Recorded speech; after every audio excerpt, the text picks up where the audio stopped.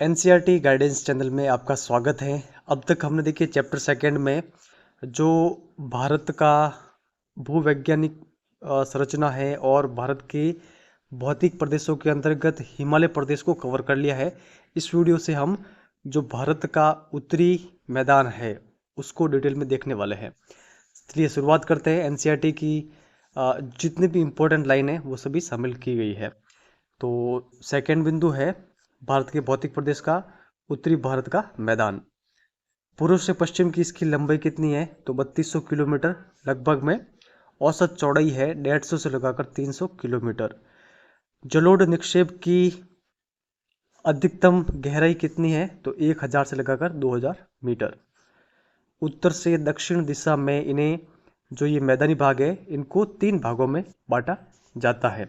3 भाग कौन कौन से? एक है भाबर, एक है तराई और एक है जलोढ़ मैदान। बाद में जलोढ़ मैदान को भी 2 भागों में बांटा जाता है, खादर और बांगर। यहाँ से हर एग्जाम में कई बार प्रश्न पूछा जाता है, बार बार रिपीट होते हैं, तो ये इन सभी के बारे में देखते हैं। सबसे पहले है भाबर। शिवालिक की जो गिरिपाद है के समांतर फैली 8 से लगाकर 10 किलोमीटर चौड़ाई की पतली पट्टी नदियाँ यहाँ पर लुप्त हो जाती हैं, धरातल के नीचे बहती है, तो इस क्षेत्र को कहा जाता है भाबर। तो ये आप ध्यान रखिए। तराई क्या है? भाबर के दक्षिण में भाबर क्षेत्र में जो लुप्त नदियाँ हैं यहाँ पर धरातल पर वापस प्रकट हो जाती हैं। इसकी जो चौड़ाई है वो है 10 से लगाकर 20 किलोमीटर। प्राकृतिक वनस्पति से ढका क्षेत्र है तराई अनुक्षेत्र, तो ये आप ध्यान रखिएगा। आगे है देखिए बांगर। जो बांगर क्षेत्र होते हैं वो पुराने जलोढ़ के से बने हुए मैदान होते हैं और नवीन जलोढ़ से बने हुए मैदान को खादर कहते हैं। नदियों की अपर्दनी व निक्षेपण स्थलाकृतियाँ कौन कौन सी हैं? बालूरोधिका, विसर्प, गोखूर जिले, गुम्फित नदियाँ, तो ये आप ध्यान रखिएगा। विश्व का सबसे बड़ा डेल्टा इन्हीं मैदानी प्रदेशों का भाग है, सुंदरबन डेल्टा। ठीक है, ये गंगा और ब्रह्मपुत्र के संगम पर पश्चिम बंगाल और बांग्लादेश के अंतर्गत स्थित है। यह एक सपाट मैदान है जिसकी समुद्र तल से औसत ऊंचाई कितनी है भारत के उत्तरी मैदान की तो 50 से लगाकर 100 मीटर। सिंधु व गंगा नदी तंत्रों के बीच जल विभाजक ये कहाँ पर है? हरियाणा और दिल्ली के मध्य में।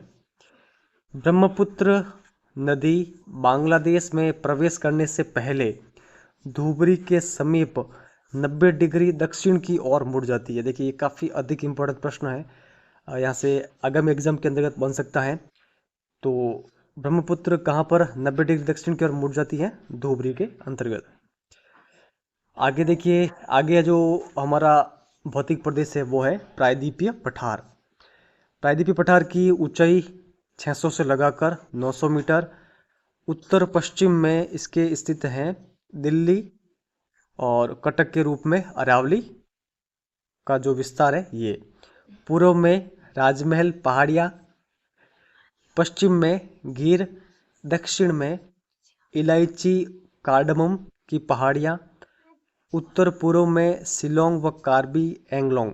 ठीक है, शिलोंग और जो कार्बी एंगलोंग के पठार हैं ये प्रायद्वीपीय पठार के ही हिस्से हैं। ऊंचाई की अगर हम बात करें तो पश्चिम से पूर्व की ओर इसकी जो ऊंचाई है उसमें कमी होती है। इस चीज़ का हमें पता कैसे चलता है? नदियाँ जो फ्लो होती हैं वो अधिकतर पश्चिम से पूर्व की ओर होती है। आगे मुख्य प्राकृतिक स्थलाकृतियाँ। देखिए एग्जाम में यहाँ से भी प्रश्न बन सकता है कि किस भौतिक प्रदेश की ये जो स्थलाकृतियाँ हैं। तो देखिए टार हो गया, ब्लॉक पर्वत, ब्रंश घाटियाँ, पर्वत स्कंद, नग्न चट्टान संरचना, टेकरी, पहाड़ी श्रृंखला, ठीक है, और क्वार्टजाइट भित्तियाँ। ये सभी देखिए प्रायद्वीपीय पठार के मुख्य प्राकृतिक स्थलाकृतियाँ हैं, तो इनके बारे में आप थोड़ा सा ध्यान रखिएगा। एनसीईआरटी में सारे दे रखे हैं। मिट्टी की अगर हम बात करें तो उत्तर पश्चिम व पश्चिम में काली मिट्टी पाई जाती है, ये आप ध्यान रखिएगा। ये मुख्यतः महाराष्ट्र हो गया और आसपास के क्षेत्र में पाई जाती हैं। कपास के लिए काफ़ी अधिक अच्छी मिट्टी मानी जाती है। एक देखिए भीमा प्रिंस के बारे में भी आप ध्यान रखिएगा, बार बार भूकंपी हलचलें यहाँ पर होती रहती है इस भ्रंश में, तो ये आप ध्यान रखिएगा भीमा भ्रंश। उत्तर पश्चिम भाग में नदी खंड कौन कौन से हैं? चंबल, भिंड, मोरेना खंड, तो ये आप ध्यान रखिए। मुख्य उच्चावच लक्षणों के अनुसार प्रायद्वीपीय पठार को 3 भागों में बांटा जा सकता है: दक्कन का पठार, मध्य उच्च पठार और उत्तरी पूर्वी पठार। तो ये आप ध्यान रखिएगा, उच्चावच लक्षणों के आधार पर प्रायद्वीपीय पठार को 3 भागों में बांटा जा सकता है। सबसे पहले है दक्कन का पठार। हाँ, दक्कन के पठार की जो पश्चिम में सीमा है वो है, कौन बनाता है? पश्चिमी घाट, पूर्व में पूर्वी घाट, उत्तर में सतपुड़ा, मैकाल, महादेव की पहाड़ियाँ, तो ये आप ध्यान रखिएगा। पश्चिमी घाट के स्थानीय नाम क्या क्या है? देखिए, पश्चिमी घाट को महाराष्ट्र के अंतर्गत सह्याद्री कहा जाता है, कर्नाटक और तमिलनाडु के अंतर्गत नीलगिरी, केरल में अन्नामलई और इलायची, या फिर इलायची को कार्डमम भी कहते हैं। तो ये सारे फैक्ट एनसीईआरटी के हैं, आप अच्छे से ध्यान रखिएगा। आगे यहाँ पर प्रायद्वीपीय पठार की सर्वोच्च चोटी कौन सी है? देखिए, मोस्ट इंपोर्टेंट प्रश्न कई एग्जामों में आ चुका है। अनायमुड़ी प्रायद्वीपीय पठार की सर्वोच्च चोटी है। इसकी जो ऊंचाई है वो कितनी है? 2695 मीटर। ये अनायमलाई पहाड़ियों के अंतर्गत स्थित है अनायमुड़ी चोटी। प्रायद्वीपीय पठार की दूसरी सबसे ऊंची चोटी डोडा बेटा है। डोडा बेटा नीलगिरी की पहाड़ियों में स्थित है। मुख्य श्रेणियां कौन कौन सी हैं प्रायद्वीपीय पठार के अंतर्गत?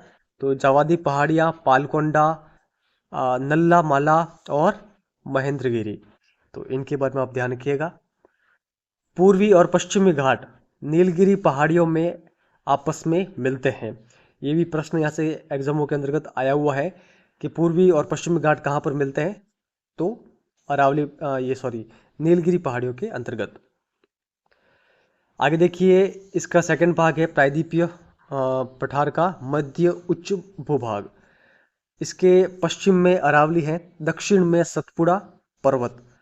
ठीक है, ऊंचाई की अगर हम बात करें तो 600 से लगाकर 900 मीटर सतपुड़ा पर्वत की ये एक अपशिष्ट पर्वत है। इस भाग का विस्तार जैसलमेर तक है। ठीक है, मध्य उच्च भूभाग का विस्तार जैसलमेर तक है। कायांतरित चट्टानें यहाँ पर पाई जाती है, जैसे कि संगमरमर, स्लेट, नाइस। मध्य उच्च भूभाग की जो ऊंचाई है वो कितनी है? तो 700 से लगाकर 1000 मीटर। पूर्वी विस्तार की अगर हम इसकी बात करें मध्य उच्च भूभाग की, तो इसका जो पूर्वी विस्तार है वो राजमहल की पहाड़ियों तक है। इसके दक्षिण में, ठीक है, राजमहल की पहाड़ियों के दक्षिण में छोटा नागपुर का जो पठार है वो स्थित है। तीसरा भाग प्रायद्वीपीय पठार का उत्तर पूर्व पठार। उत्तर पूर्व पठार के अंतर्गत स्थित है मेघालय का, ठीक है, मेघालय और जो कार्बी एंगलोंग पठार हैं जो कि असम में स्थित है। तो यहाँ की जो पहाड़ियाँ और जो ये पर्वत हैं, ठीक है, पठार हैं, ये प्रायद्वीपीय पठार का ही हिस्सा है। ठीक है, ये आप थोड़ा सा ध्यान रखिएगा। मेघालय पठार के 3 भाग, गारो, खासी और जयंतिया पहाड़ियाँ, ये इसी का हिस्सा है प्रायद्वीपीय पठार का। मेघालय पठार प्रमुख रूप से यहाँ पर क्या क्या पाया जाता है? कोयला हो गया, लोहा, सिल्ली मैनाइट, चूना पत्थर और यूरेनियम। तो आज की देखिए इस वीडियो में इतना ही। देखिए, काफ़ी इंपॉर्टेंट ये सारे फैक्ट हैं जो कि मैंने आपके सामने रखे हैं। एनसीईआरटी की एक एक लाइन इंपॉर्टेंट होती है हर एग्जाम्स के लिए, ये आपको अच्छे से ध्यान में रखनी है। इस वीडियो में इतना ही। वीडियो अगर आपको हेल्पफुल लगा तो लाइक शेयर जरूर करिएगा। अगर आपने इससे पहले की क्लासेस नहीं देखी है, आप चैनल को विजिट करके उनको भी देख लीजिएगा।